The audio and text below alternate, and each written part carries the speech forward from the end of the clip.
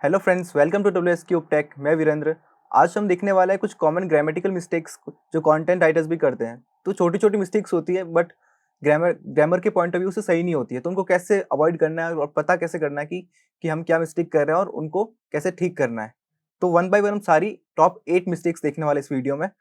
तो first mistake जो होती है कि टू मच पैसिव वॉइस, मतलब पैसिव वॉइस को कॉन्टेंट में बहुत ज़्यादा यूज़ करते हैं। तो पैसिव वॉइस का इंग्लिश में रोल है, लेकिन पैसिव वॉइस क्या करता है, आपको जो मेन सब्जेक्ट्स होता है उसको पीछे भेज देता है। जो आप कोई प्रोडक्ट दिखा रहे हैं या फिर जो भी आप अपनी सर्विस को सेल कर रहे हैं, उसको आप फोकस पे रखना चाहते हैं, लेकिन पैसिव वॉइस जब यूज़ करते हैं, वो चीज़ आपके पीछे चली जाती है। जैसे एग्जांपल के साथ भी हम आगे इसको सब समझेंगे। तो मेन पॉइंट ये है कि अपना जो सब्जेक्ट है उसको अपने को प्रायोरिटाइज़ करना है। जैसे आप कॉपी राइटिंग कर रहे हैं या फिर वेब पेज के लिए कंटेंट लिख रहे हैं, लैंडिंग पेज के लिए कंटेंट लिख रहे हैं, तो उस टाइम मोस्टली आपके सेंटेंसेस एक्टिव वॉइस में होने चाहिए। जैसे एक एग्जांपल देखते हैं, a software will help you optimise your business productivity. तो यहाँ पर अपना सॉफ्टवेयर जो है वो सब्जेक्ट है और प्रायोरिटाइज हो रखा है, सेंटेंस में फर्स्ट फर्स्ट प्लेस पे आ रहा है। अगर इसको पैसिव वॉइस में बनाए तो ये पीछे चला जाएगा। जैसे कि your business productivity will be optimised using our software. तो जो सॉफ्टवेयर है वो पीछे चला गया है। ड्राइवर सीट पे था फर्स्ट सेंटेंस में एक्टिव में, और वो बैक सीट पे चला गया है। तो जब लैंडिंग पेज पे करेंगे तो जो इम्पैक्ट आना चाहिए ऑडियंस पे, वैसा इम्पैक्ट आ नहीं पाएगा। तो कुछ चीज़ें अपन इसमें देखते हैं कि और क्या-क्या चीज़ें पैसिव वॉइस में आपको ध्यान रखनी चाहिए और एक्टिव वॉइस में ध्यान रखनी चाहिए। जैसे कि एडिशनल वर्ड्स हो जाते हैं, जैसे कि will be optimised by, is being used by, ये पैसिव वॉइस में यूज़ होते हैं। तो एडिशनल वर्ड्स ऐड हो गए और थोड़ा-सा क्लंकी बन जाता है आपका सेंटेंस। देन जो पैसिव वर्ब्स जो होती है, वहाँ पे उनकी एनर्जी थोड़ी लो होती है, जो ऑडियंस पे इतना अच्छे से इम्पैक्ट या इन्फ्लुएंस नहीं कर पाती उनको। और जैसे हमने देखा कि ड्राइवर सीट से उठा के बैक सीट पे सब्जेक्ट को भेज देती है। जैसे आपका सॉफ्टवेयर है, सॉल्यूशन है, कोर्स है, कोई ई बुक है, मोबाइल ऐप है, कोई भी आप सेल करना चाहते हैं, वो वहाँ पे पीछे चली जाती है, जिसको आपको फोकस में रखना था। लेकिन अब यूज़ करना है पैसिव वॉइस को, तो कहाँ पे यूज़ करना चाहिए? क्योंकि इंग्लिश ग्रामर में हम स्कूल से सीखते आ रहे हैं कि एक्टिव से पैसिव वॉइस में कैसे कन्वर्ट करना है। तो पैसिव वॉइस का रूल है, इसीलिए हम सीखते आ रहे हैं। तो कब यूज़ करना है? तो फर्स्ट कि आपका सब्जेक्ट है वो उतना इंपॉर्टेंट नहीं उस सेंटेंस में, तब आप वहाँ पे पैसिव वॉइस यूज़ कर सकते हैं। सेकंड, जो रिजल्ट और एक्शन जो हो रहा है, जो मतलब जो ऑब्जेक्ट है वहाँ पे उस टाइम सब्जेक्ट से ज़्यादा इंपॉर्टेंट हो कहीं पे, तो उस टाइम आप पैसिव वॉइस अच्छे से यूज़ कर सकते हैं। Then coming to the mistake number 2, कि सिंगुलर सब्जेक्ट्स वगैरह होते हैं उनके लिए हम दे को यूज़ कर लेते हैं। वहाँ पे हमको यूज़ करना होता है इट। तो वहाँ पर दे का यूज़ करके आप बड़ी मिस्टेक हो जाती है। जैसे कि बिजनेस नेम्स के साथ बहुत सारी मिस्टेक्स होती है। जैसे एग्जांपल देखेंगे, आपको ये गलत लगेगा भी नहीं example. WS CubeTech announced that they will offer 90% off on all their premium courses during the Diwali sale। तो इसमें जो दे यूज हुआ है WS CubeTech के लिए वो रॉन्ग है, लेकिन ये सेंटेंस पढ़ने में बिल्कुल भी ग्रामेटिकली इनकरेक्ट या अपने को ऑकवर्ड फील नहीं हो रहा पढ़ते टाइम। लेकिन ये मिस्टेक है, यहाँ पे इट यूज होगा क्योंकि WS CubeTech है वो सिंगुलर नाउन है यहाँ पर। तो WS CubeTech announced that it will offer 90% off on all their premium courses।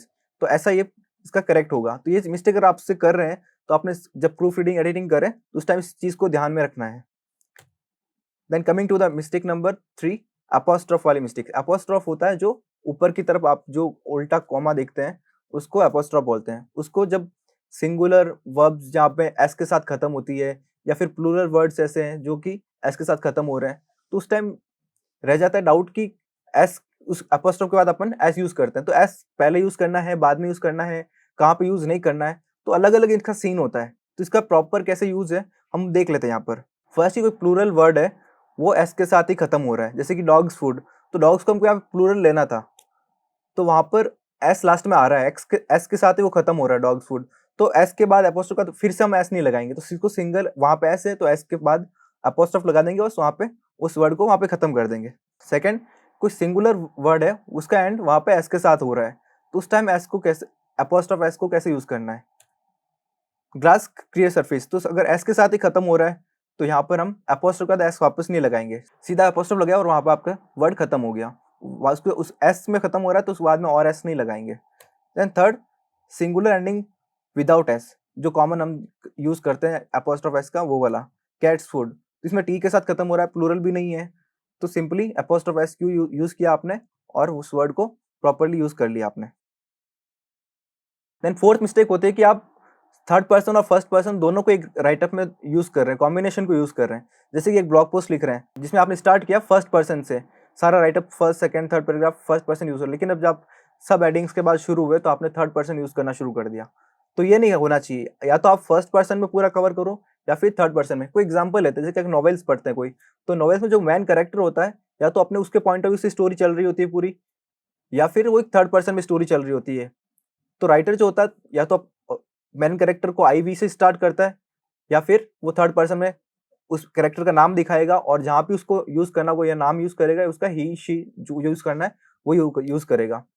तो ऐसा नहीं होता कि फर्स्ट हाफ में उसने कई कुछ चैप्टर्स में ही शी यूज कर लिया या और नेम यूज कर लिया, और कभी बीच में जब दूसरे चैप्टर्स हुए वहां पर उसने आई से शुरू कर दिया।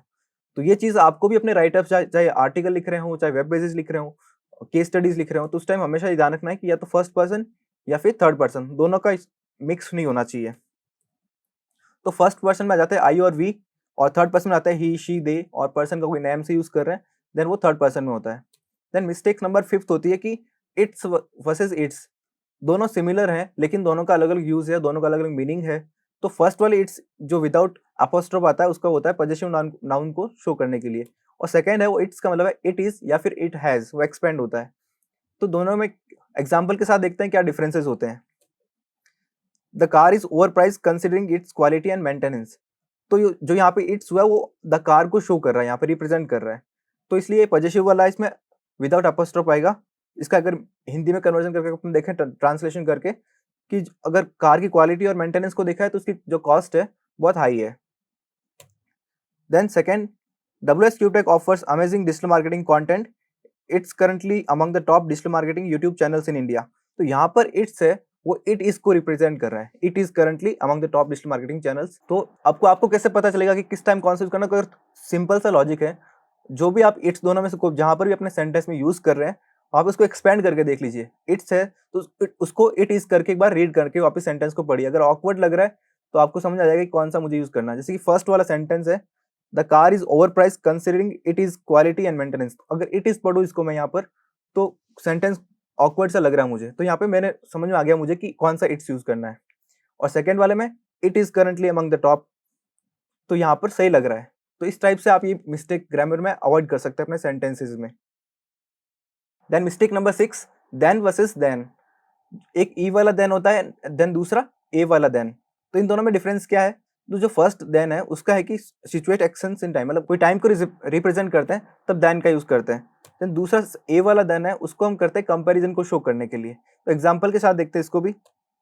ही had breakfast and then left for the office. तो यहाँ पर उसने ब्रेकफास्ट किया और ऑफिस चला गया, मतलब जो टाइम को सिचुएट कर रहा है यहाँ पर कि ब्रेकफास्ट किया फिर उसके बाद ऑफिस चला गया।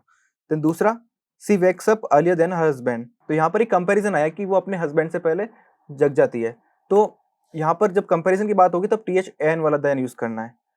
तो इस तरह से आप समझ लीजिए इनका डिफरेंस। और कभी अगर आप ग्रामर में मिस्टेक्स कर रहे हो तो उस टाइम ये चीज को देख लीजिए कि कंपैरिजन हो रहा है तो देन यूज करना है ए वाला, और अगर टाइम के लिए है तो देन कोई टी एच ई एन वाला यूज करना है।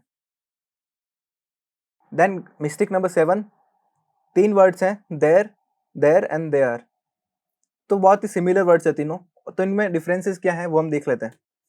जो दे आर है, जब अपोस्ट्रोफ के बाद आर ही आता है उसका मीनिंग होता है दे आर या फिर दे वर। और जब सेकंड है देयर, जो दे के लिए जो देयर यूज, जैसे ही के लिए हिज होता है, शी के लिए हर होता है, वैसे दे के लिए देयर होता है। तो ये वाला T H E I are है वो दे के लिए देयर है, तो उस टाइम आपको ये वाला यूज करना है। और T H E R E there ये कोई प्लेस को रिप्रेजेंट करना होता है अपने को, तब यूज करते हैं। तो एग्जाम्पल के साथ देखते हैं इनको भी। They are going to Manali this weekend, तो दे आर यहाँ पर दे आर है ये। Their flight is from Jaipur to Delhi, तो यहाँ पर T H E I R वाला है, ये दे को रिप्रेजेंट कर रहा है कि उनकी फ्लाइट जयपुर से दिल्ली तक है। Then third, they will explore several new places there. तो लास्ट में जो देयर यूज हुआ न्यू प्लेसेस देयर, वो एक वहां पर जैसे मनाली को जा रहे हैं तो मनाली के लिए उस प्लेस को रिप्रेजेंट कर रहा है कि वहां पर वो बहुत सारी न्यू प्लेसेस को एक्सप्लोर करेंगे। Then mistake number 8, use of that and who और दैट में बहुत बार मिस्टेक्स कर जाते हैं। जैसे एक सेंटेंस के साथ फिर अपन इसको एक्सप्लेन करते हैं कि कैसे यूज करना है और मिस्टेक्स क्या हो जाती है। हु जो होता है वो होता है पर्सन के लिए यूज, किसी पर्सन को रिप्रेजेंट करना है उस टाइम हु का यूज करना है, और किसी थिंग्स को या ऑब्जेक्ट्स को रिप्रेजेंट करना है तो उस टाइम दैट को यूज करेंगे। जैसे एग्जांपल लेते हैं, he is the kind of man that likes to focus on user experience. तो इस सेंटेंस में जो दैट यूज हुआ है वो ऑकवर्ड नहीं लग रहा रीड करने में, लेकिन ग्रामेटिकली इनकरेक्ट है, क्योंकि जो दैट है वो ही के लिए है, ही इज अ पर्सन, तो पर्सन के लिए हु यूज होगा। He is the kind of man who likes to focus on user experience. तो इस तरह से आपको ये ध्यान रखना है कि हु का यूज किसी पर्सन के लिए यूज हो रहा है अगर, तो उस टाइम हु यूज करना है। कोई थिंग है उसके लिए यूज हो रहा है तो दैट यूज करना है आपको। तो ये कुछ कॉमन ग्रामेटिकल मिस्टेक्स थी जो कंटेंट राइटर्स मतलब काफ़ी टाइम से काम भी कर रहे हो तो इंग्लिश अच्छी होती है उनकी, लेकिन कुछ मिस्टेक्स छोटी-छोटी सी रह जाती है। हो सकता है इनमें से आप 1-2 मिस्टेक कर रहे हो, तो अगर वो भी आपको पिक करने समझ जाए उनका कि कैसे ठीक करना है, तो आप इनको यहाँ पे वीडियो से हेल्प लेके सीख सकते और अपने ग्रामर को और अच्छे से इम्प्रूव कर सकते हैं। Thank you.